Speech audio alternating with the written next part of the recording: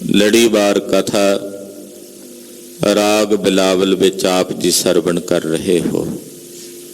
सतगुरु पंचम पातशाह धन गुरु अर्जन देव साहिब जी महाराज ये पावन पवित्र अमृत बचन उचारण कर रहे ने।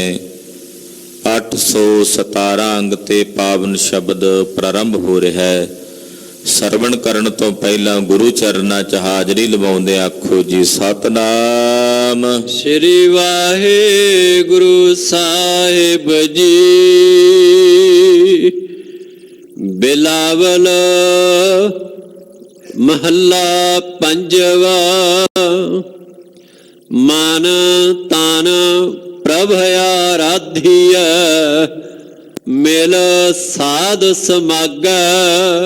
राग बिलावल है। सतगुरु पंजवें पातशाह जी महाराज ये पावन अमृत बचन उचारण कर रहे हैं। सह फरमाउंदे है कि मन करके ते तन करके प्रभु नूं आराधीए। मन करके भी आराधीए ते तन करके भी आराधीए। किथे मिलिए कहंदे साधु जनां दे समागम विच मिल के, यानी कि साधुआं दी संगत करदिआं होइआं मन करके ते तन करके आराधीए। मिल साध समागै, साध संगत करके साध समागम विच मिल के मन और तन करके प्रभु दी निरंकार दी आराधना करो भाई। ये पंजवें पातशाह हुक्म कर रहे हैं। जदों समागै शब्द वरत्या जाता है तो समागै दा अर्थ समागम भी है, जिथे मेल होवे,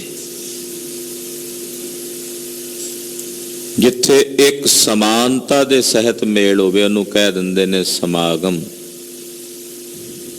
मेल होना, इकट्ठताई होनी, इकट्ठ होना। ते मेरी सुरत विच इदां भी सुभाविक अर्थ आउंदा है कि समागै दा मतलब जिथे सारिआं नूं एक समान सन्मान प्राप्त हुंदा है। जिथे ना वेख्या जावे कि यह आउण वाला ब्राह्मण है, छतरी है, शूदर है कि वैश्य है, मुसलमान है कि हिंदू है।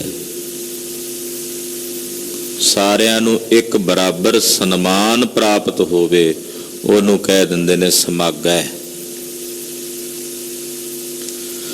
साध संगत दे समागम विच मिल के, संगत विच मिल के हे भाई मन करके और तन करके प्रभु नूं आराधीए। उचरत गुण गोपाल जस दूर ते जम भागा। गोपाल दा जस उचरीए, निरंकार दा जस करिए ते जिवें जिवें निरंकार गोपाल दा जस करांगे जम दूरों ही भज जाणगे प्रताप वेख के। गोपाल दे जस दा ये प्रताप है, निरंकार परमेश्वर दी वडियाई दा ये प्रताप है कि जिवें जिवें तुसीं परमेश्वर दा जस कहोगे तुहाडे तो जम दूर हो के नठ जाणगे, भज जाणगे। पंजवें पातशाह कहंदे दूरों ही भज जाणगे जम।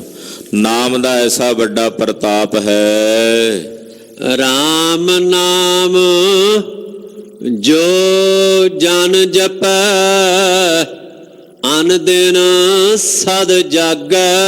जेड़ा जेड़ा जन राम दे नाम नू जपदा है, राम दे नाम दी आराधना करदा है, अन दिन सद जागै। पातशाह कहंदे ओ रात दिन जागदा, रात दिन, यानी कि सावधान रहिंदा। ओदी सुरत विच कदे कोई विकार नहीं फुरदा, कदे कोई माड़ा फुरना नहीं फुरदा, क्योंकि वो जागदा रहिंदा, सावधान रहिंदा। जेड़ा राम दे नाम नू जपदा है अन दिन सद जागै। साहब कहंदे रात दिन जागदा है। ਰਾਤ ਦਿਨ ਜਾਗਣ ਦਾ ਮਤਲਬ ਹੈ ਸਾਵਧਾਨ ਰਹਿੰਦਾ ਹੈ, ਉਹਦੇ ਮਨ 'ਚ ਕਦੇ ਕਿਸੇ ਪ੍ਰਕਾਰ ਦੇ ਬੁਰੇ ਸੰਕਲਪ ਵਿਕਲਪ ਦੀ ਉਤਪਤੀ ਨਹੀਂ ਹੁੰਦੀ। ਕਦੇ ਕੋਈ ਮਾੜਾ ਫੁਰਨਾ ਉਹ ਆਪਣੇ ਅੰਦਰ ਪੈਦਾ ਨਹੀਂ ਹੋਣ ਦਿੰਦਾ, ਕਿਉਂਕਿ ਜਾਗ ਰਿਹਾ। ਜਾਗਣ ਵਾਲੇ ਜਿਹੜੇ ਨੇ ਉਹ ਆਪਣੇ ਘਰ 'ਚ ਚੋਰੀ ਥੋੜੀ ਹੋਣ ਦੇਣਗੇ। ਸੁੱਤਾ ਪਿਆ ਹੋਵੇ ਘੂਕ ਨੀਂਦ ਵਿੱਚ, ਜਿਹੜਾ ਮਰਜ਼ੀ ਆ ਕੇ ਘਰੋਂ ਜੋ ਮਰਜ਼ੀ ਚੁੱਕ ਕੇ ਲੈ ਜਾਏ। ਇਸ ਕਰਕੇ ਕਹਿੰਦੇ ਜਿਹੜੇ ਰਾਮ ਦੇ ਨਾਮ ਨੂੰ ਜਪਦੇ ਨੇ ਉਹ ਨਿਤ ਜਾਗਦੇ ਹਨ। ਤੰਤ ਮੰਤ ਨਹਿ ਜੋ ਹੋਈ ਤਿਤ ਚਾਖ ਨਾ ਲਾਗੈ। ਉਹਨਾਂ ਨੂੰ ਨਾ ਕੋਈ ਦੁਨੀਆ ਦਾ ਤੰਤਰ ਜੋਂਦਾ ਤੇ ਨਾ ਕੋਈ ਮੰਤਰ ਜੋਂਦਾ ਤੇ ਨਾ ਹੀ ਕਿਸੇ ਦੀ ਬੁਰੀ ਨਜ਼ਰ ਲੱਗਦੀ ਹੈ। ਕਿਹਨਾਂ ਨੂੰ?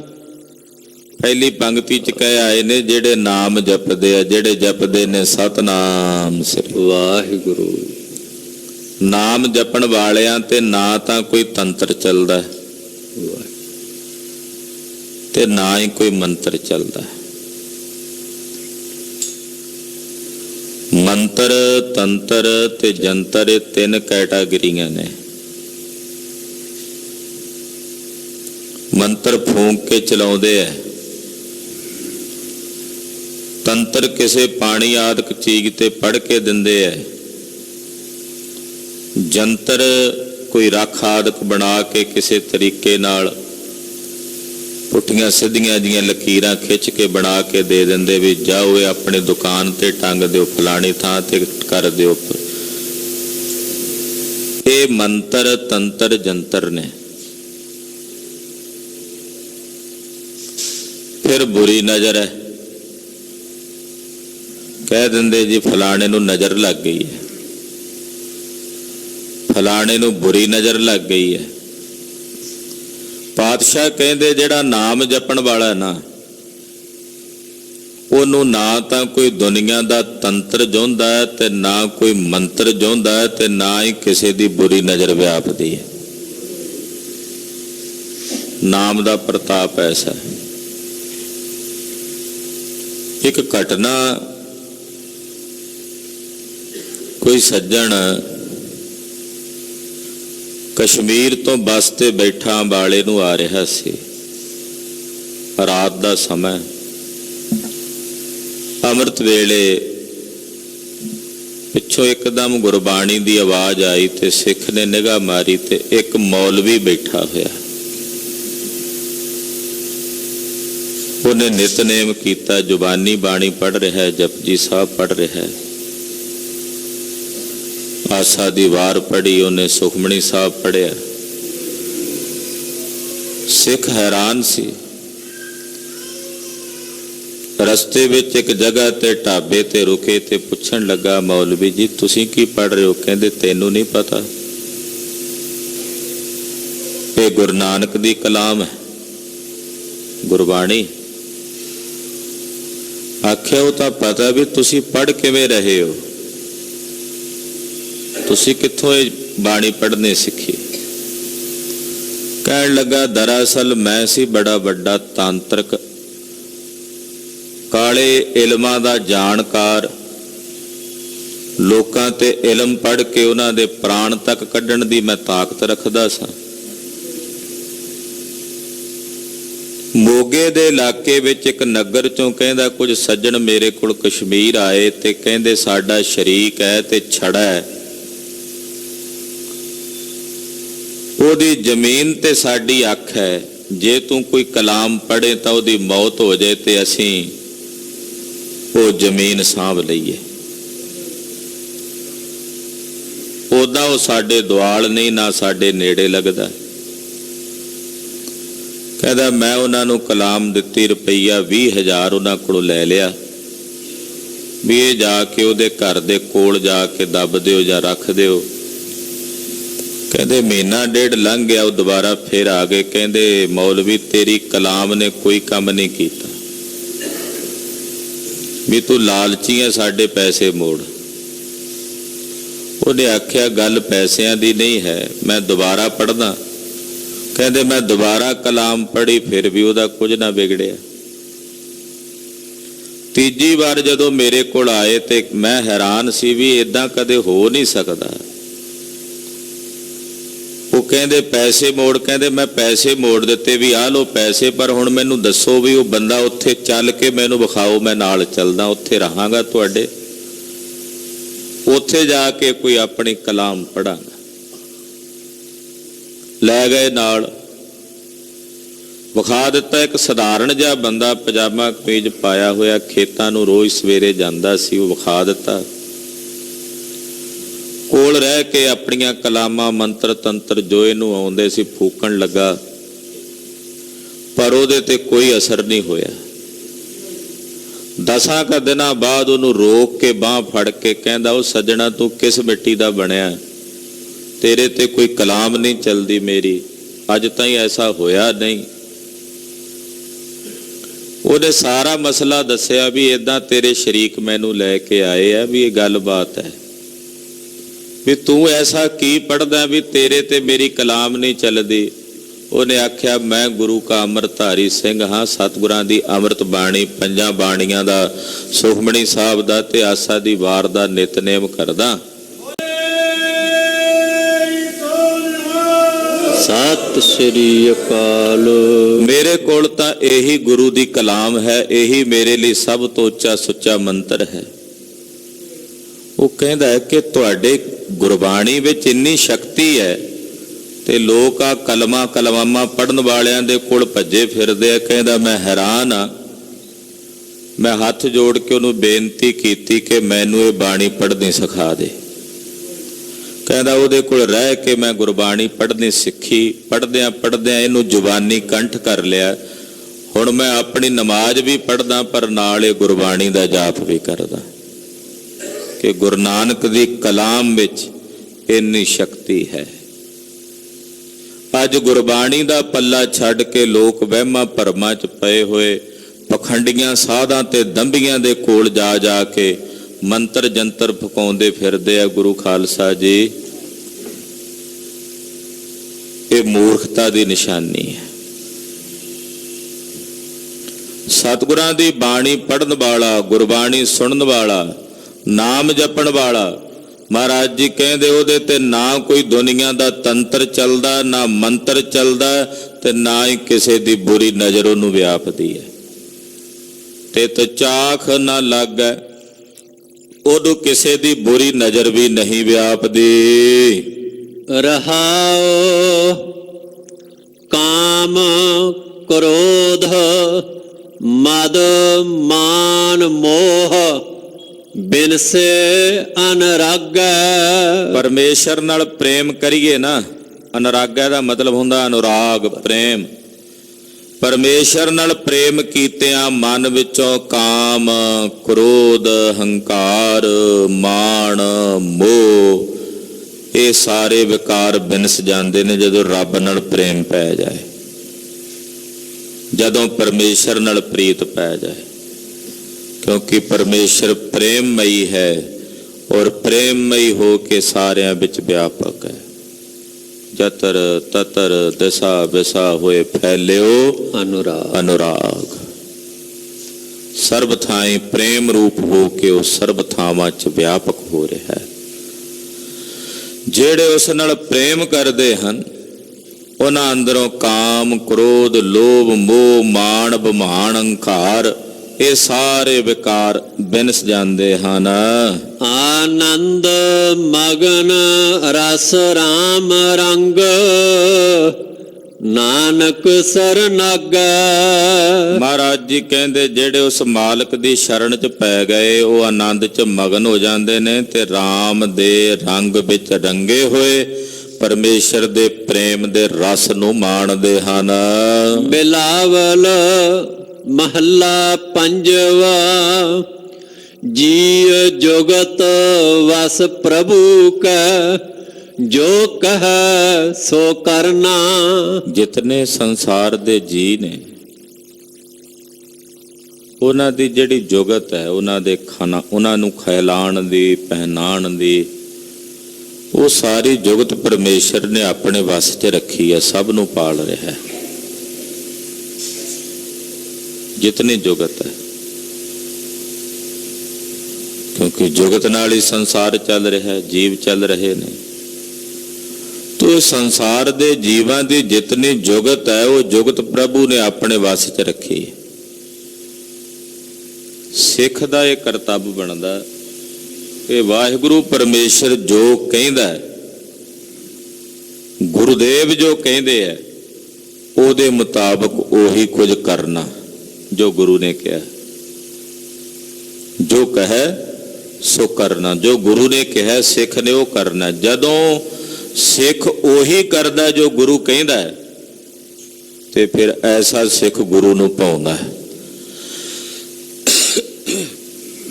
ਐਸਾ ਸਿੱਖ ਫਿਰ ਗੁਰੂ ਨੂੰ ਚੰਗਾ ਲੱਗਦਾ ਹੈ। ਭਏ ਪ੍ਰਸੰਨ ਗੋਪਾਲ ਰਾਏ, ਭਉ ਕਿਛ ਨਹੀਂ ਕਰਨਾ। ਕਹਿੰਦੇ ਗੋਪਾਲ ਰਾਏ ਜੀ ਪ੍ਰਸੰਨ ਹੋ ਗਏ, ਮਿਹਰਾਂ ਦੇ ਘਰ ਵਿੱਚ ਆ ਗਏ। ਤੇ ਜਦੋਂ ਕਿਰਪਾ ਦੇ ਘਰ ਵਿੱਚ ਆ ਗਏ, ਹੁਣ ਕਿਸੇ ਤਰ੍ਹਾਂ ਦਾ ਕੋਈ ਭਉ ਨਹੀਂ ਰਿਹਾ। ਹੁਣ ਕਾਹਦਾ ਭਉ ਕਰਨਾ?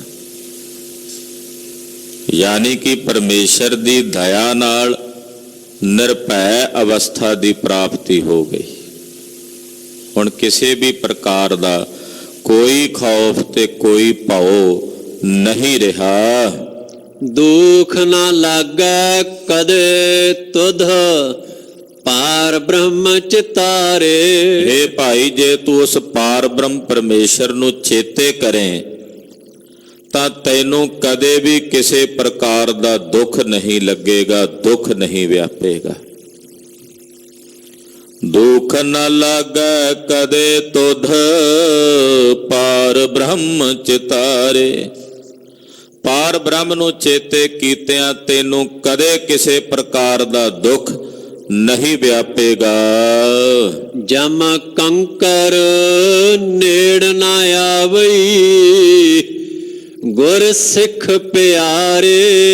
ਏ ਗੁਰੂ ਕੇ ਸਿੱਖਾ, ਗੁਰੂ ਕੀ ਸਿੱਖਿਆ ਲੈਣ ਵਾਲੇ ਪਿਆਰਿਆ, ਜੇ ਤੂੰ ਗੁਰੂ ਕੀ ਸਿੱਖਿਆ ਲਵੇਂ, ਸੁਣੇ ਤੇ ਮੰਨੇ ਤੇ ਕਮਾਵੇਂ ਤਾਂ ਸੱਜਣਾ ਤੇਰੇ ਨੇੜੇ ਜਮ ਕੰਕਰ ਨਹੀਂ ਆਵੇਗਾ। ਗੁਰੂ ਕੀ ਸਿੱਖਿਆ ਲੈਣ ਵਾਲਿਆਂ ਦੇ ਨੇੜੇ ਜਮ ਕੰਕਰ ਨਹੀਂ ਆਉਂਦੇ, ਜਮਦੂਤ ਨਹੀਂ ਆਉਂਦੇ।